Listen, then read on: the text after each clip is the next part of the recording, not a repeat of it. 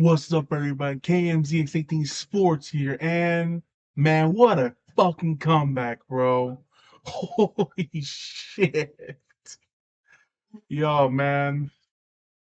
Honestly, when Bournemouth scored their second goal, I thought it was done. I'm like, man, are they really gonna lose to Bournemouth?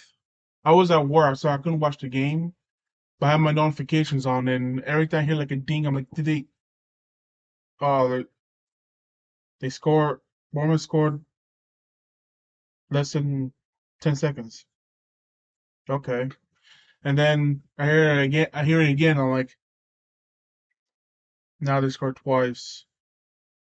Oh no, it's gonna be one of those days. But I keep hearing those notifications, and it's like, oh, okay, they scored. I'm like, oh my god, they're tied. Yes! As soon as they scored the third goal, man. Oh man, if it wasn't at work, oh man, the one time, bro, the one fucking time, the Arsenal. The one time I watched Arsenal, it was, actually, I guess um the whole roller coaster of this game probably good for my health. But I did watch the highlights, and man, it was even crazier as I watched it. I'm like, whoa! But it's a great result, great win. With this win, now Arsenal's still 5 points clear, as unfortunately Man City won their game. But we still keep that cushion. But yeah, man, I'm looking at the stats, and it's just crazy. Arsenal had 80% possession to just Bournemouth 20. Bit misleading though, because after Bournemouth scored their second goal, essentially they parked the bus, hopefully to grind out the result, but it just didn't work. Honestly, I think it kind of backfired on them because the way they were, or well, then again, I can't really say that. Honestly, if I do have to be real, had Bournemouth was a bit more clinical, they probably should have scored maybe one or two more goals. But Ramsdale came in clutch with one of them. Hell, even if you look at the shots on goal, Arsenal had 31 shots and 9 were on target, while Bournemouth had four, but four on target. So they were like 100% there. And like I said, had they been more clinical, they probably should have won this game, if I'm being honest. But yeah, man, just a great comeback, man. I can't believe Arsenal scored three straight goals, man. Unbelievable. And with that result, they won three straight. They beat Aston Villa, which was another crazy game. Actually, no, four. What am I even saying? Four. Yeah. Because they beat Aston Villa. Great comeback as well. They dominated Leicester City, even though it was only 1-0. I watched that match. It was just domination. And then they destroyed Everton. So yeah, man, this was four straight wins, much needed. As if Arsenal wants to win the Premier League, they need these results. They can't slip up now, because I think now I don't see Man City slipping up at all. But we'll talk more about that as I go to my year in review and player ratings. But yeah, man, it's just crazy. 80% to 20, but there's a lot of context to that. But still, I love the fact that they took possession and they actually used that possession to get a result. I love it. Besides that, I guess now we can go to my player ratings actually. Yep. Let's go to the player ratings real quick. Just give me one sec. Lineups. Alright. We'll start with goalkeeper Aaron Ramsdale. Honestly, if it wasn't for that save, Arsenal should be down three or maybe even four. But that save alone helped Arsenal's to be still in the game, man. He came in clutch. And honestly, he's been consistent throughout this whole season, man. I'm so happy for him. So this game, I'm gonna give him an 8. That was a great save. And what can you ask for a goalkeeper, man? And he wasn't at fault for those two goals, by the way. So even with two conceded, I still give him an 8 for that save alone. Tamiyasu, he struggled a bit. Like he didn't have a problem going forward, but it was going back. That was the issue. And I can see why Arteta took him out after halftime to see to get the result. But yeah, poor game. I'm gonna give him a 4. Yeah, 4 out of 10. But I don't understand why Arteta started him over Ben White because I think he's trying to rest for the Sporting game coming up this Thursday, I believe. So yeah. But tell me also, I'm gonna give him a 4 out of 10. Saliba. The CB duo of both Saliba and Gabriel, honestly, they were good at times, but there were also other times that they did like lose a couple times as well in not in possession and also the where the movement at for Saliba, the fact that he even with the two goals conceded, that after that he still defended pretty well, both him and Gabriel. But for Saliba himself, I'm gonna give him a 6. Gabriel himself, I think he was at fault for the first goal, and the second one, I think it was just a bad pass, I believe. But besides that, after that second goal, I think actually both him and Saliba played better as the game went on, especially since Bournemouth decided to basically park the bus. But I love the fact that even though that they Bournemouth pretty much stopped attacking, they went forward as they tried to get a result as well. Gotta love it. But honestly, like Saliba, I'm gonna give Gabriel a 6 out of 10. Zinchenko, my man, this man is becoming so much important for this Arsenal team. He got forward well. His passes, his passes were a bit hit and miss, but more hits than misses. And he controlled that midfield, and he defended solid. He was solid, honestly. I'm gonna give Zinchenko a 7 because as soon as that second goal went in for Bournemouth, his influence was starting to grow. And yeah, man, he's becoming so much more important as the season goes on, and we're gonna need him, especially as the season's winding down. We're gonna go to Fabio Vieira. Hit and miss for me. Bit hit and miss. First start in a while. I saw some pretty great flashes. He has improved when he first came in, but you can tell he's less lacking that physicality. That's one thing I noticed from his game that he lacks, and that is the physical side. But I feel like for a guy in his first season, especially in the Premier League, he's been pretty solid, honestly. But I don't think he's there quite yet for the first team. But overall, though, I think he had a decent game. I'm gonna give him a 6. Thomas Partey. Oh man, this man. What can I say, bro? He scored that first important goal that finally opened the floodgates. Minus probably the second goal. I think he was at fault for that one. He held strong. He got forward. He's so important. Like, don't get me wrong. For the last couple games, Jorginho has been playing solidly. There is a reason why Partey is still our undisputed CPM, because man, it's just he's so important. But yeah, man, I'm just for him. getting that first goal and controlling the midfield as soon as, Arsenal was trying to get the win. I'm gonna give him a 7. I would give him a high rating, but because of the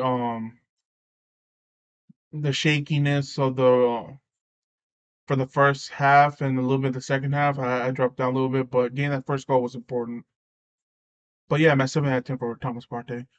Now, Martin Odegaard, what can I say? Great game. First half was a bit iffy, but as soon as second half came in, he was over. He's the engine of this midfield, man. He's trying for everything to get the results, trying to get the right passes, marking, defending, trying to see if he can get the shot in. What more can I say about Martin Odegaard, man? He is the reason why he's our captain. And finally, we have a. Uh, I feel like the captain's curse is probably gone. I think we finally found the one true captain for years to come, man. But overall, this game alone, man, great. Oh man, and you know what? Because of how much his influence was starting to grow as the game went on, and he was in the middle of all those goals. Yeah, I'm gonna give him an 8 out of 10. At least in my opinion. But yeah, man, you can just tell, bro. And I am so happy that he's in it. Thank you. He's in this squad. Thank you, Real Madrid. Gabriel Martinelli, he tried, but you can just tell that he was struggling against the low block of Bournemouth, especially after Trossard got injured. They put him more as a striker, which I can see why. But I will admit that the back five of Bournemouth, they played well. They honestly, as much as I hate to admit it, they played well. They played well, and for the most part, they held Arsenal attack for the most part in check. As we couldn't just get that final, we couldn't get that final pass in the final third. But overall, though, he still caused problems. He is like a big headache for the defense, regardless. I'm gonna still give him a 6. So you can tell he was sharp, but he just didn't work. Saka is probably the same as Martinelli. He tried. I have to give credit to the back line for Bournemouth. And also, I think it was Zamora or Same. Like his side was just, he just couldn't break through. But you can tell that as the game went on, like he was forward and he wanted to get his shots. But overall, I'm gonna give him a 6. Like same as Martinelli, as they both it was both similar as they both tried, but just I do have to give credit to Bournemouth. They defended well.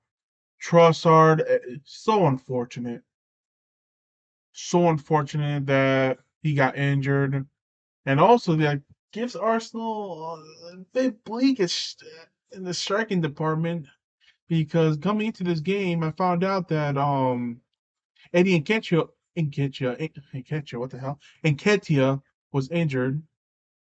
Jesus is not 100% yet. Now they just lost Trossard. Hopefully the Eddie Nketiah's injury is like hopefully it's not serious. I don't think it is, but hopefully it's not. Hopefully he'll be back for Sporting. I hope Trossard's injury is not too bad. I heard it's like a muscular injury. At worst, it's probably 2 to 3 weeks. Hope you come back, man. Because we're definitely gonna need you down the stretch. But oh yeah, hope you have a speedy recovery. And as for Jesus, man, I really hope, and right now we're on March 5th. I'm hoping in 2 weeks that he'll be back, or no later than 3 weeks, because we're gonna need him now, because we're very light in the striking department. And also for Eddie Nketiah, this is your chance now. You lost your form a little bit. Now it's time for you to regain it because we're gonna need you now. But as for Trossard, I'm gonna give him a 5. I mean, he left after just 20, 21 minutes. So yeah, he was trying to build some momentum as the game went on, but the injury just put a stop to that. As for the substitutions, Ben White, as soon as Ben White came in, the attack became a bit more fluid. Defensive wise was better. Overall, I'm gonna give him a 7 out of 10. And also, great goal. Great goal, man. That was a what a way to score your first goal, man. And it was an important goal. And granted, Jacko was only there for a short time, so I'm not gonna give him a rating. But now we get to my man of the match, Reese Nelson. We gotta give Reese Nelson a round of applause because actually wait a minute, I think I missed somebody. Wasn't there somebody else who came in? Oh yeah, Mill Smith Rowe. I'll get to Smith Rowe real quick. But as for Reese Nelson, he's my man in the match. He scored. Not only that he assisted for, I believe, was it for Ben White? I could be wrong, but he that goal was so clutch, man. It was a hard goal, by the way, because he shot with his left foot, which is not his strong foot, and I think it was a volley. Yeah, man. Allah had to go his way, but fucking man, he scored. It was fantastic. Jubilation and helped Arsenal get those precious 3 points. And because of that goal, they're 5 points ahead. They're still 5 points ahead of Man City, which is important because now we're heading towards the final stretch of 12 games in the Premier League. But yeah, man. But for Reece Nelson, what a man! The fact that he came back from injury and he scored an assist and goal. What more can I? 9. He was my man of the match. And honestly, we're probably gonna need him more down the stretch now with Leandro Trossard got injured, so we're gonna need more of that, man. But again, thank you for that moment as well. If Arsenal do win the league this season, that goal is gonna be replayed for years to come. As for Emil Smith Rowe, he took over for Leandro Trossard. He was more of a left winger. He tried, but you can tell he's not a left winger. He's more of a midfielder. So honestly, I feel like he should play where Granit Xhaka is, maybe. Just experiment. But yeah, man. But overall, but to his credit, he did get an assist. So with that alone, I will give Emil Smith Rowe a 6, as the assist was huge, and he did get forward quite a bit as well. But it wasn't just you can just tell he's not a winger. As for Mikel Arteta, I can see why he went with this squad, as we do have a game on this Thursday. But to his credit, at halftime he took out Tomiyasu for Ben White, and then later on, as Trossard got injured, he put in Emil Smith Rowe, but he was kind of struggling, and then he put in Reece Nelson, which a lot of people were confused by, but it worked out in the end. Honestly, that's the ruthlessness I miss. And I'm so happy that we have Arteta as our manager. I even told him he's giving the time, and right now it's just working fine. So from Mikel Arteta, I'm gonna give him a 9. Not only that he put in he subbed in players, try to get the results, and I do like the fact that he changed tactics a little bit to try to chase the game, and we matched the intensity. We won. But what more can there be? The refs. -5 because they're shit. Let's be real. The rest were pretty shambolic. Like maybe one of the handball, one of them was probably not a penalty, but I think the second one was. But whatever, we got the dub, so I'm not too upset by that. But as for the rest, they can just fuck off. But now, yep, Arsenal's still in first place. They're 5 points ahead, which is huge. Because in the next 12 games, I feel like for Arsenal to win the league, they need to win 10, at least 10 games, and hope that Man City can mess up. Let me see. Let's look at the fixtures real quick. Hopefully, that Man City can drop points as the day go by. You just saw Liverpool beat Manchester United 7-0. Still crazy about that result, but yeah. We play Sporting on Thursday. We play Fulham on Sunday. Sporting again on Thursday, and then Crystal Palace in 2 weeks Sunday. But yeah, man, we're heading towards the final stretch. And if Arsenal's are really serious about about winning the Premier League, they need to beat Fulham, beat Crystal Palace. It's gonna be tough, but they need to beat Crystal Palace, beat Leeds. Liverpool at Anfield is gonna be a pain, but at least get it like a tie result. West Ham, if they have to win there, Southampton they gotta win. This game's gonna be important. Let's say for a sake of argument that if Arsenal wins out, and let's say Man City don't drop points, this game becomes really important because if Arsenal, that means Arsenal really need a result here. But hey, man, the season's still early. By early, I mean like we still have all of March, April, and May to see if we can get the Premier League. But yeah, man, I'm excited. Game on. That's all I gotta say. But overall, that'll be it, man. I'm excited. I'm happy about Arsenal, man. That comeback was amazing. They all Arsenal, you really love these comebacks, man. Hopefully, a much better, less stressing game against Sporting and Fulham, please. But yeah, man, that'll be it for me. Like and subscribe for more Arsenal content, and I'll see you next time. Peace.